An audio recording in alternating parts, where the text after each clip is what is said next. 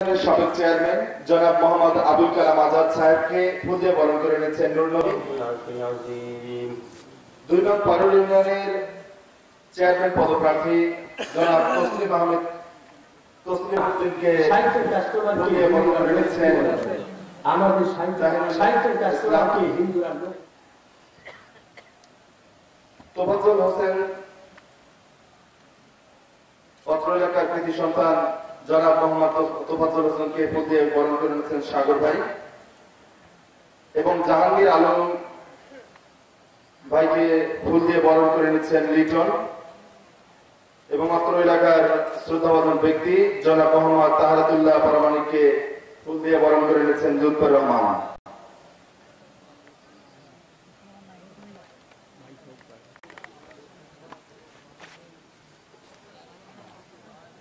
বিসমিল্লাহিররহমানিররহিম। বিরাইন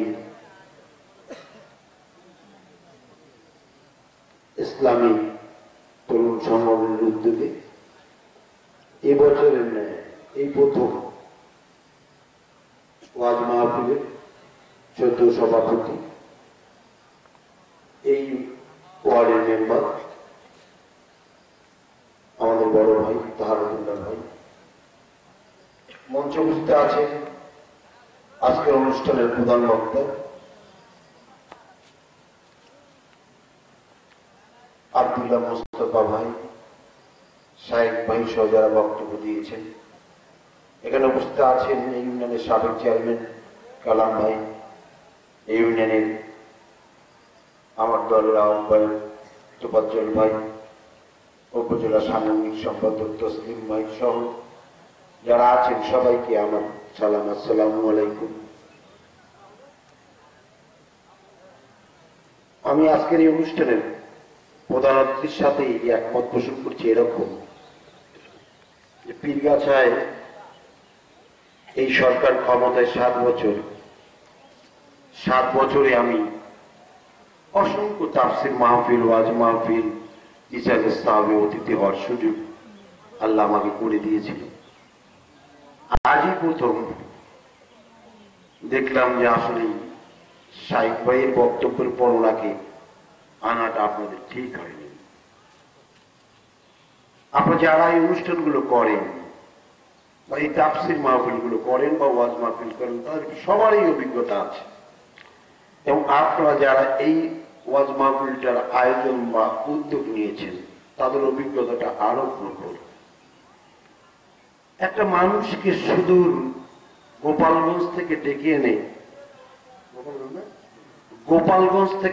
এনে এখানে এই 100-200 লোকের মাঝে মাহফিল করা আমার এলাকার জন্য একটা দৃষ্টিকটু। কোন জিনিসের শোভা না থাকলে অনুষ্ঠানটা সুন্দর হয় না। সেটা আলোচনা সবাই বলেন, মিলাদ মাহফিলে বলেন, আর ওয়াজ মাহফিল বা তাফসির মাহফিলে বলেন। আমরা যারা এই পীরগাছার বিভিন্ন অনুষ্ঠানগুলো করি, ইসলামিক অনুষ্ঠানগুলো, আমাদের এই জ্ঞানটা রাখা দরকার। উনি নিজেও কষ্ট পেয়ে কথাটা বলেছেন, ওই জন্য আমি আমার এই পীরগাছা উপজেলার সকল মানুষের পক্ষ থেকে বা আয়োজক কমিটির পক্ষ থেকে ওনার কাছে ক্ষমা চাই। আসলে এটা ইচ্ছাকৃত ত্রুটি নয়, এটা অভিজ্ঞতার ত্রুটি। একটা মানুষ প্রত্যেকটা জিনিসের অভিজ্ঞতা থাকে না। একটা মানুষ সব সময় সফল কাম হয় না। অভিজ্ঞতাটা এভাবে সঞ্চয় হয় যখন কোনো মানুষ একটা কাজ করতে করতে যখন অভিজ্ঞতা হয় বা ঠকতে ঠকতে মানুষের অভিজ্ঞতা হয়। এক্সপিরিয়েন্সটা এইরকম, অভিজ্ঞতার ইংরেজিটা এক্সপিরিয়েন্সটা এইরকম। আজকের যারা আয়োজক, আমার মনে হয় এখানে কোনো মসজিদ বা মাদ্রাসার আয়োজনে নয়, আমাকে এবারের ন্যায় প্রধান অতিথি করে আমি অতটা আমলও দেইনি। আমার সবচেয়ে বড় ভাই তোফাজ্জল ভাই আমাকে বলেছেন, মিলন আমার 29 তারিখে একটা মাহফিল আছে, তোমাকে থাকতে হবে। আমি ঠিক আছে থাকবে। এই অবধি শেষ, গত 5 দিন আগে ঈদ হয়েছে, 25 তারিখ। ঈদের একটা টান থাকে, আপনারা জানেন পীরগাছার মাটি মানুষের নেতা, পীরগাছার সর্বজন শ্রদ্ধ ব্যক্তি, যার জন্য পীরগাছার মানুষ, আল্লাহ তো আছেই কিন্তু একটা উপলক্ষ লাগে, যার জন্য পীরগাছার মানুষ দল মত নির্বিশেষে শান্তিতে আছে। বাংলাদেশের অনেক উপজেলায় যান, আমার পাশে সুন্দরবনে যান, মিঠাপুকুরে যান, ওখানে রাজনৈতিক কলহ আছে, দ্বন্দ্ব আছে, মারামারি আছে, অনেক কিছু ওখানে হয় না, পারমিশন নিতে হয়। আমার পীরগাছা উপজেলায় তাফসির বলেন, ওয়াজ মাহফিল বলেন, পারমিশন দরকার হয় না। আমার মিলন সরকারকে না জানালেও হয়, জানালেই হয়। এই যে একটা পরিবেশ, একটা কথা মনে রাখবেন, আল্লাহ ওই মানুষটাকে ক্ষমতা দেয়, দায়িত্ব দেয়, যে মানুষটার দ্বারা সর্বস্তরের মানুষ সুখে বা শান্তিতে থাকে। আল্লাহ অবশ্যই টিপু মুন্সিকে এমপি বানিয়েছেন, ওনার দ্বারা পীরগাছার মানুষ শান্তিতে থাকবে এই কামনা করে, এই দয়া। ওই কারণে উনিও 4-5 দিন ছিলেন, গতকাল থেকে উনি অসুস্থ, আমরা সবাই তার জন্য দোয়া করি। আজকে তোফাজ্জল ভাই নিজেই ওনাকে দেখে এসেছেন, আমি তো জানতাম উনি ঢাকায় চলে গেছেন কাল, না একদম কিপ সাইলেন্ট, কেউ জানে না উনি অসুস্থ, উনি কাউকে জানায়নি। আজকের এই মাহফিলে মৌলানা সাহেব বলছে ওনার জন্য একটু দোয়া, আল্লাহ যেন ওনার শারীরিক অবস্থাটা সুস্থ করে দেয়।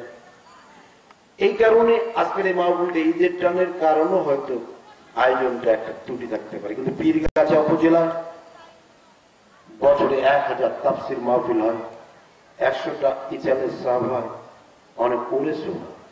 এমন কোন অনুষ্ঠান নাই যেখানে 2000, 3000, 5000 লোক হয় না, মহিলার সংখ্যা 4000 হয় না। আজকের এখানকার আয়োজনটা কেমন হয়েছে জানি না, তবে যার শেষটাও কিন্তু আয়োজনের একটা অংশ। আজকে যারা আপনারা এই অনুষ্ঠানটার আয়োজন করেছেন তাদের প্রতি আমার আবেদন, তোমাদের উদ্দেশ্যটা কি? উদ্দেশ্যটা যেটাই হোক আমার সাথে শেয়ার করলে আমার একটা সুবিধা আছে। আমি আমার উপজেলা নির্বাচনে যখন দাঁড়িয়েছিলাম, মার্কা ছিল মোটরসাইকেল, ওখানে আমি বলেছি যখন যে দলটা ক্ষমতায় থাকে সেই দলের লোককে যদি উপজেলা চেয়ারম্যান বানান, এমপি আছে, দেশটা আওয়ামী লীগ চালাচ্ছে, যখন বিএনপি থাকবে তখন তাদের সুবিধা হবে। এখন আওয়ামী লীগ ক্ষমতায়, আমাকে দিলে কাজ হবে।